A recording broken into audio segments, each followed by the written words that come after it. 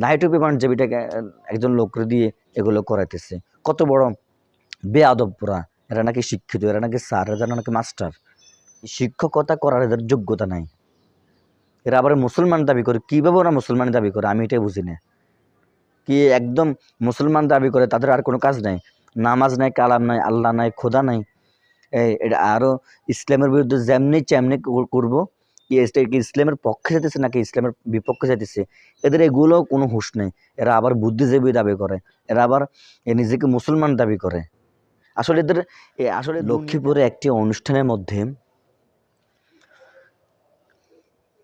একজন দাড়ি টুপি পাঞ্জাবিওয়ালা ব্যক্তিকে পাঠ দিয়েছে যে নারী নির্যাতনের পাঠ।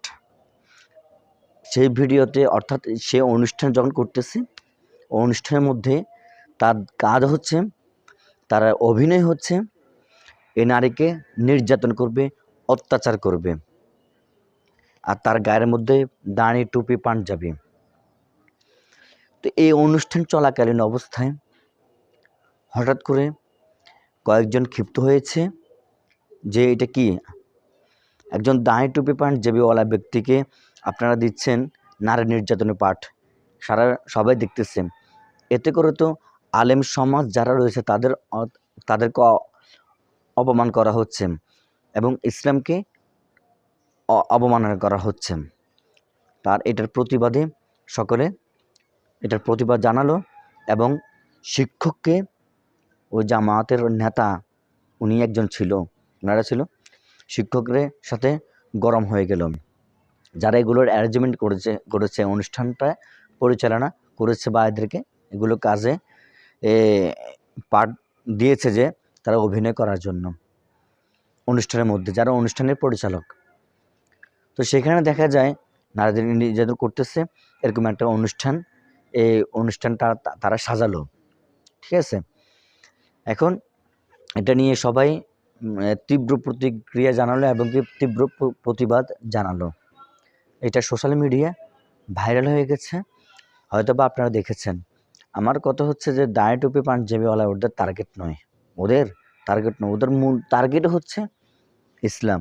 ওদের মূল টার্গেট হচ্ছে আলেম সমাজকে অসম্মান করা এবং সবার কাছে, সারা বাংলাদেশের মানুষের কাছে হায় প্রতিপন্ন করা এবং তাদের মান সম্মান, তাদের ইমেজটাকে নষ্ট করা। দেখুন, দাড়ি টুপি পাঞ্জাবিওয়ালা ব্যক্তি ছাড়াও তো অন্য একজন ব্যক্তিকেও তো এই পাঠটা দেওয়া যেত। তারা এটাই বোঝাতে চাচ্ছে, যারা দাড়ি আছে, পাঞ্জাবি আছে, টুপি আছে, ইসলামিক মাইন্ডের, তারা নারীদেরকে নির্যাতন করে, ঠিক আছে। এগুলো তারা বোঝাতে চাচ্ছে। কত বড় দুঃসাহস হলে এ ধরনের কাজ এরা করতে পারে। এরা নাকি আবার মুসলমান দাবি করে, আবার ওই মুসলমান নামধারী মুনাফিকরা কিছু হা করে তাকিয়ে আছে, কোনো প্রতিবাদ তাদের মধ্যে নেই। তো কোনো তাদের প্রতিবাদ নাই।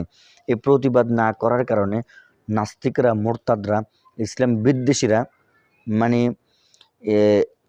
যেভাবে ইচ্ছে তারা এভাবে কথা বলতেছে, ইসলাম নিয়ে লেখালেখি করতে, ইসলাম নিয়ে কত ধরনের নানান খারাপ মন্তব্য করতেছে এবং আরও অনেক কিছু তারা করতেছে। গত কয়েক বছর আগে আপনারা জানেন, হিজাব নিয়ে স্কুলে ঢুকতে পারতো না। হিন্দু হেড স্যারে তাদেরকে কটাক্ষ করে কথা বলতো, হিজাব কেন গায়ে দেয়, আর এটার প্রতিবাদ পর্যন্ত কেউ করতো না। তাহলে একটা হিন্দু হেড স্যারের কাছে সবাই জিম্মি, অথচ এটার কোনো প্রতিবাদ নাই, অথচ কেউ কিছু বলে না। এর উপরে প্রতিবাদ করলে কোনো লাভ হয় না। এজন্য আমার কথা হচ্ছে, যারা ইসলাম বিদ্বেষী থাকবে এবং সে যে ধর্মের হোক না কেন, সে তাকে দায়িত্ব দেওয়া অসুবিধা নেই তার যোগ্যতা অনুযায়ী। কিন্তু যোগ্যতা অনুযায়ী সে যদি পদ পেয়ে যদি ইসলামের বিরুদ্ধে কোনো কথা বলে, ইসলাম বিদ্বেষী কোনো কথাবার্তা বলে, তাকে সেই পদ থেকে বহিষ্কার করে দেওয়াটা হচ্ছে উত্তম। শিক্ষা ব্যবস্থার মধ্যে থেকে যদি ওরা এই ধরনের কাজ কারবার করে, ঠিক আছে নি, ওরা তো শিক্ষিত মানুষ নয়, ওরা তো শিক্ষিত শয়তান। এজন্য যারা এই ধরনের কাজ কারবার করবে, আপনারা যেখানে দেখবেন এই ধরনের অনুষ্ঠানে করে আলেম সমাজদেরকে মান সম্মানের মধ্যে আঘাত করবে, ধর্মীয় অনুভূতির মধ্যে আঘাত করবে, সাথে সাথে আপনারা সেখানে প্রতিবাদ করবেন। নতুবা আজকে প্রতিবাদ না করলে এরা ভবিষ্যতে আরও কালো হয়ে দাঁড়াবে, ওরা ভবিষ্যতে আরও কালো হয়ে দাঁড়াবে।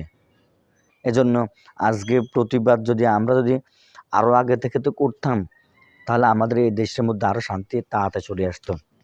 ঠিক আছে? আর নাস্তিকরা তো একটা জিনিস সুযোগ পাইলে হয়। এজন্য নাস্তিকদেরকে, ইসলাম বিদ্বেষীদেরকে, মুসলিম নামধারী মুনাফিকদেরকে সুযোগ দেওয়া যাবে না।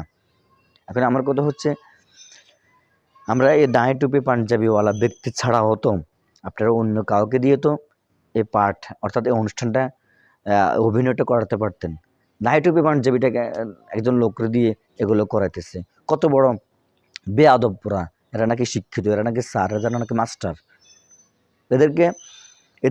এরা এখানে মানে শিক্ষকতা করার এদের যোগ্যতা নাই।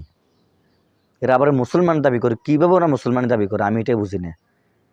কি একদম মুসলমান দাবি করে, তাদের আর কোনো কাজ নাই, নামাজ নাই, কালাম নাই, আল্লাহ নাই, খোদা নাই। এটা আরও ইসলামের বিরুদ্ধে যেমনি তেমনি করবো। কি ইসলামের পক্ষে যেতেছে নাকি ইসলামের বিপক্ষে যেতেছে, এদের এগুলো কোনো হুঁশ নেই।